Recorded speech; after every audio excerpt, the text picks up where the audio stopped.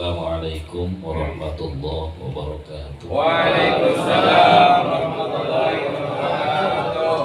Alhamdulillahirabbil alamin wa bihi nasta'in ala umuri dunya waddin wassalatu wassalamu ala sayyidina Muhammadin sallallahu alaihi wasallam wa ala alihi wa sahbihi ajma'in amma ba'd.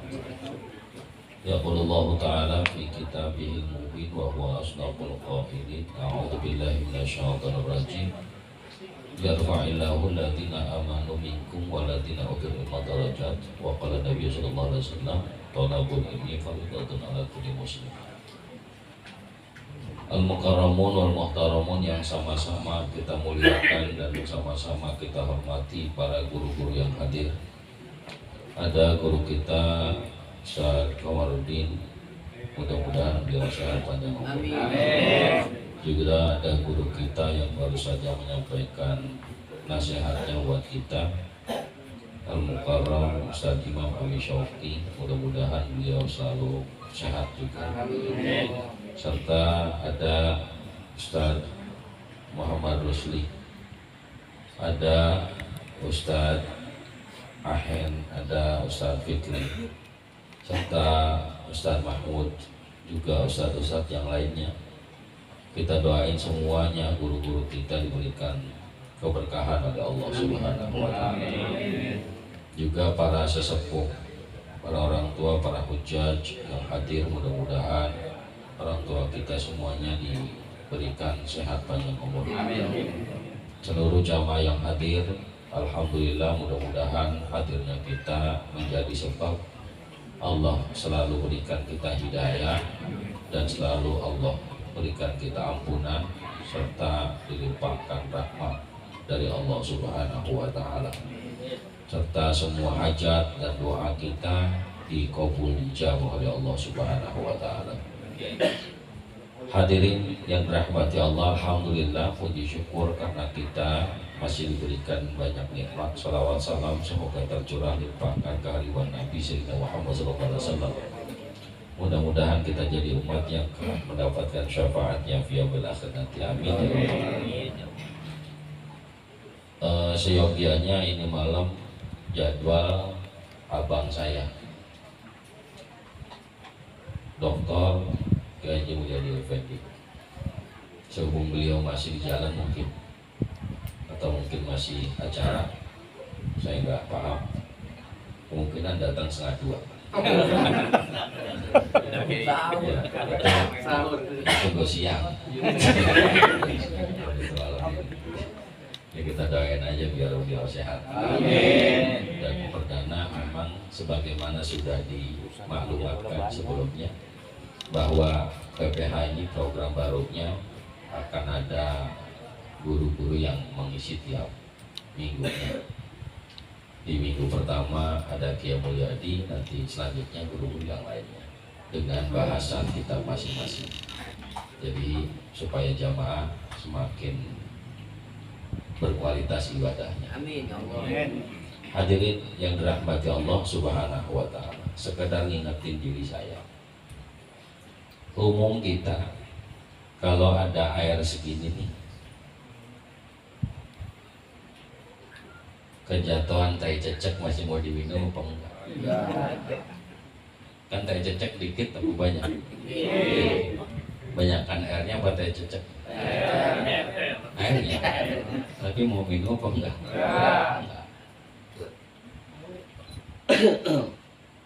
Jahan subhanahu wa ta'ala.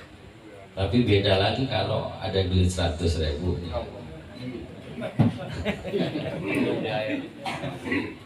Kalau sama duit 10.000, yang 10.000 disemprotin parfum, yang 100.000 dikencingin kambing, milih yang mana?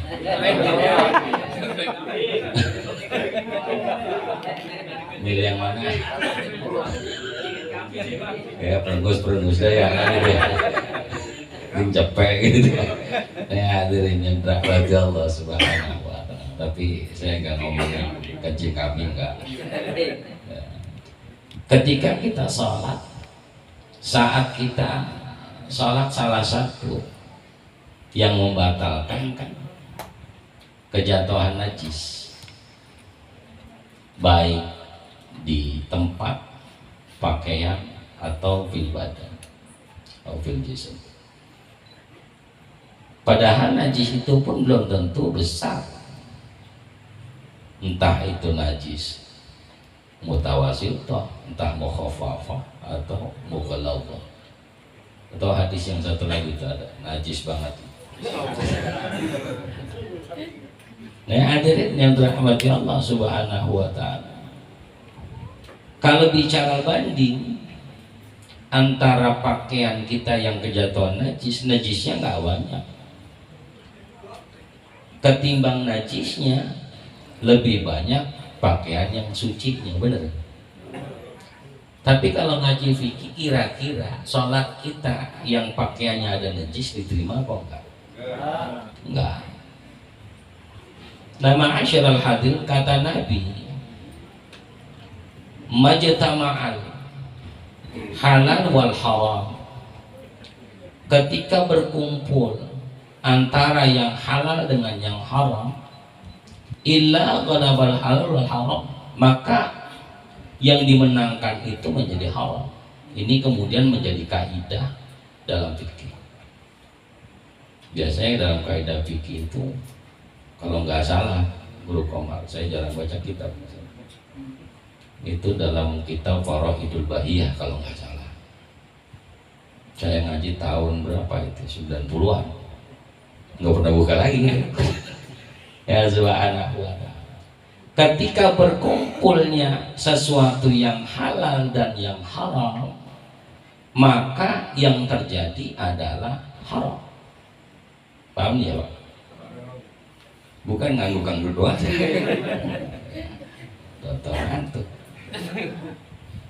Nabi SAW sampaikan, orang yang ketika dia melangkahkan kakinya menuju ke majlis ta'lim, ghufira lahu, dosanya diampuni. Dosa kita dikit banyak?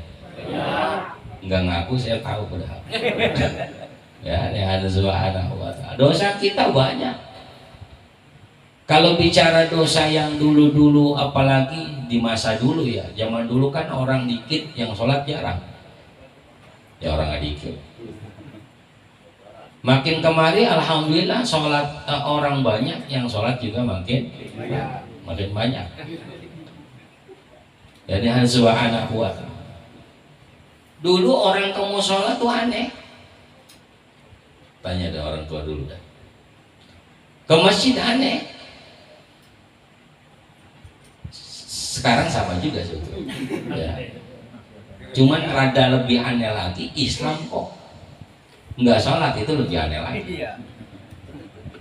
Islam kok nggak sholat, aneh nggak tuh? Nah hadirin yang dirahmati Allah Subhanahu wa ta'ala. Jadi ketika Nabi Shallallahu Alaihi Wasallam ampunin kita itu, orang yang hadir di majelis taklim adalah orang-orang yang tidak mencampur urusan kebaikan dengan urusan yang buruk. Jadi subhanallah, sebelum melangkah nih, belum datang nih, sebelum melangkah itu Allah udah ampunin dosa kita, kata Nabi. Ya Allah, kalau tahu begitu gue nggak berangkat itu. Lah orang belum berangkat udah diampunin. Udah nyampe masjid sih kan nyesel ya. Tadi gue nggak berangkat aja udah diampunin, mau ngapain berangkat kan gitu. Ya ada subhanahu wa ta'ala. Sebelum nyampe Allah udah ampunin dosanya, sesampainya di sini berlipat ganda Allah kasih pahala. Banyak pahala yang Allah kasih. Orang satu dah, orang yang mendukung kebaikan, maka Allah kasih kebaikan yang serupa. Jadi kalau misalnya kita hadir nih, hakikatnya dukung orang yang ngadain pengajian di sini dia, itu pahala kita insya Allah sama yang berketempatan sama. Ya, ini subhanahu wa ta'ala. Cuman yang berketepatan kan juga punya keistimewaan yang berbeda lagi. Jadi pahalanya tetap banyakkan yang ketempatan. Menjarang yang mau kan ketempatan. Ya kan ya? Udah ngeri aja.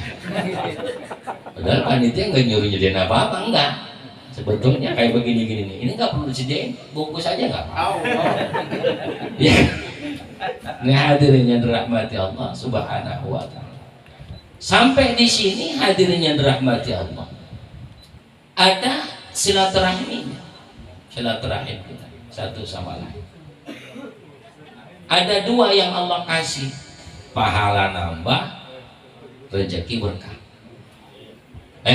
Umur nambah, rezeki berkah. Ini Masya Allah. Apalagi hadirin Subhanahu wa Ta'ala. Kemarin minggu lalu sampai kata Guru Ujang ya dalam kitab Ta'lim Ta'lim, duduk bareng guru-guru yang disebutkan cuma satu guru. Bagaimana kalau gurunya banyak? Makin puyeng ngamplopin dah. Dan Subhanahu wa Ta'ala ngumpul bareng duduk sama satu guru, kemudian kita melakukan kebaikan bersamanya. Hadirin Subhanahu wa Ta'ala, akhir hadisnya dapat jannatain, 2 surga. Masih ingat tuh kajian kemarin ya? Masih ingat apa enggak? Satu surga luasnya seluas langit dan bumi, begitu ya? Nih 2 kali lipat. Berarti kalau 2 surga ukurannya 4 kali lipat ukuran bumi dan langit. 4 kali lipat ukuran bumi dan langit tuh hadir di majelis. Diampuni dosa, tapi ternyata ketika kita hadir di majelis taklim masih nyempet buat dosa nggak kira-kira? Masih ada aja dosa. Itu sama kayak pakaian suci kena najis. Paham deh? Diterima nggak kira-kira? Jadi diampuni apa nggak kira-kira? Tuh, kan begitu. Di bank kecil doang urusannya tuh Subhanahu wa Ta'ala. Baru nyampe ya, nungguin guru lama banget, jam segini belum nyampe juga, sewot hati. Ya, Ustadz Imam naik. Ya Ustadz Imam lagi. Begitu. Ada yang gini-gini. Bang, jadi diampuni. Hadirin yang dirahmati Allah Subhanahu wa Ta'ala. Ya Allah. Tapi untungnya nih, Allah itu maha kasih dan maha penyayang. Nggak ujung-ujung orang capek itu Subhanahu wa Ta'ala nggak dikasih. Ukuran manusia aja nih, ukuran manusia yang nggak maha pengasih, nggak maha penyayang, udah kerja capek, ilok nggak dibayar.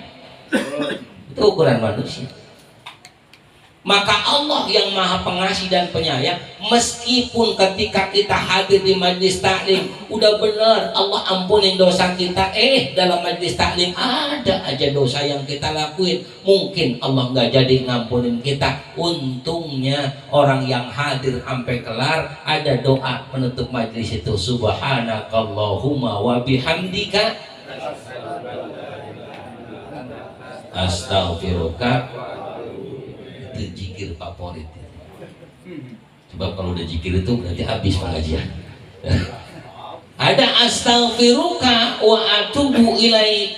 Astaghfiruka ya Allah, sepanjang pengajian mungkin ada kata saya yang kurang enak didengar. Sepanjang pengajian mungkin ada hati saya yang bersuudzon bahkan terhadap guru saya.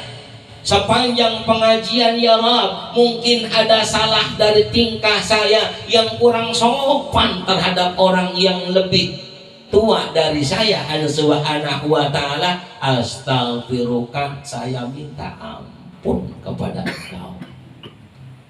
Wa atubu ilaik, dan saya bertaubat kepada Engkau. Yang tadinya kita hadir di pengajian diampunin, sampai pengajian kita ngelakuin dosa nggak jadi diampunin, gara-gara zikir penutup majlis itu dibalikin lagi ampunan Allah untuk kita.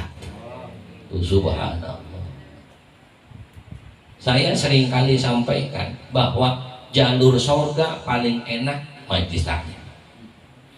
cara minta ampun supaya dosa diampunin oleh Allah yang paling enak hadir majlis taklim. Istighfar kita, masya Allah istighfar, astagfirullahaladzim, astagfirullahaladzim. Itu kalau mau diampuni dosa banyak kita istighfar, minimal 1000 dah sehari. Ada yang sehari 1000, ada yang 7.000, ada 7.000 doang jingkirnya ya. Ada lagi goceng ya subhanallah wa ta'ala, masya Allah. Jadi subhanallah, tidak ada perkara yang paling gampang untuk Allah ampunin dosa-dosa kita kecuali kita bisa hadir di majelis. Seringkali disampaikan guru-guru kita, indahnya majlis taklim itu sampai-sampai Rasulullah gambarkan raudhah surga, saking indahnya. Enggak minta pisang ada, apa bukan surga? Enggak minta semangka ada, udah dipotong dikupasin. Jarang-jarang ada subhanallah. Maka pantas kalau disebut surga nih pantas. Ini hadirin yang dirahmati Allah subhanahu wa ta'ala. Dan subhanallah, dosa-dosa yang begitu banyak kita lakukan bertahun-tahun yang lalu, kemudian sampai hari ini pasti masih kita lakukan dosa-dosa itu, ada subhanahu wa ta'ala. Maka hadirnya kita di majlis taklim insya Allah mengampuni daripada dosa dan kesalahan kita. Subhanallah. Makanya setiap hal yang baik ya pasti ada keburukannya, pasti ada setannya, pasti nggak mungkin enggak. Hadirin, setan itu nggak mau godain orang yang blow on, nggak mau. Coba orang blow on udah jelas nggak diterima, ibadahnya nggak diterima, ngelakuin apapun kebaikan nggak diterima. Kenapa? Bodoh. Makanya dia mah nggak perlu digoda kok, pokoknya nggak bakal terima aja urusan. Nah, saya bodoh, Allah subhanahu wa ta'ala. Tapi supaya saya bisa digodain setan nih, ya saya hadir di majlis taklim. Kalau bisa hadir di majlis taklim, lumayan digodain setan. Kalau udah digodain setan, keuntungannya jauh lebih besar ketika kita mampu melawan setan itu. Seringkali saya sampaikan, bagaimana mungkin kita bisa bergembira ria, ya lompat-lompat, bilang ore saya menang, ore saya menang. Main apa menang? Main bola. Berapa kosong? 10-0. Siapa lawannya? Kagak ada. Nggak ada lawannya, girang. Maka ketika seseorang ibadah digoda setan, itu lawan. Ketika kita mampu melawannya subhanahu wa ta'ala, subhanallah, kegembiraannya itu luar biasa. Maka biar digodain setan, datang aja ke majlis taklim. Sebab yang hadir bukan cuma malaikat, memedi juga banyak. Bener-bener. Ya malaikatnya banyak, memedi juga lebih banyak. Bahkan di depan-depan memedi banyak juga.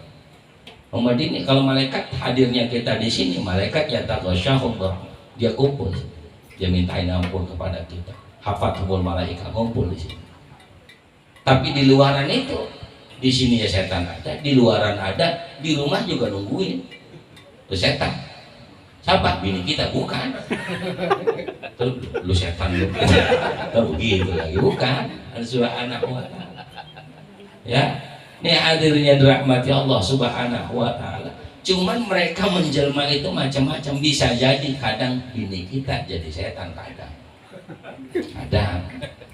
bisa jadi kadang anak kita jadi setan, kadang sering-sering ngaca dah kita bercermin, siapa tahu kitanya yang setan. Ini hadir ya, siapa tahu kitanya yang setan. Jangan kemudian taruh pulang sesama setan, jangan saling ganggu gitu. Lalu setan gue setan, jika laki ya begitu. Ini subhanahu wa ta'ala. Jadi ketika kita pulang hadirinnya dirahmati Allah, setan itu ganggunya itu sampai kebayang-bayang. Bahkan ada orang yang ketika hadir di majlis taklim nyesal. Kenapa bisa nyasar? Setan masih ngikutin, emang nungguin di rumah. Jam segini baru pulang, ngaji malas betul besok aku. Tuh, ada nggak yang begitu kira-kira? Jam segini baru pulang ngaji, besok nggak usah ngaji dah. Oh, ini subhanallah. Kata bini yang setan juga nih, kata bini. Udah bang, besok bang nggak usah ngaji kalau jam segini pulangnya mah tuh begitu. Ini tuh. Mati mulu temennya dia. Ini hadirin yang dirahmati Allah Subhanahu wa taala. Sebab itu berat tentu istiqamah itu, ya. Menjemput hidayah itu sulit, tapi bukan gak mungkin. Ya. Beristiqamah berat, tapi bukan gak mungkin. Semua bisa kita lakukan. Paling tidak hari ini kita menjadi orang yang berlatih untuk arah istiqamah. Ya, untungnya kalau orang latihan ya wajar. Orang latihan namanya latihan istiqamah. Ya datang enggak, datang enggak.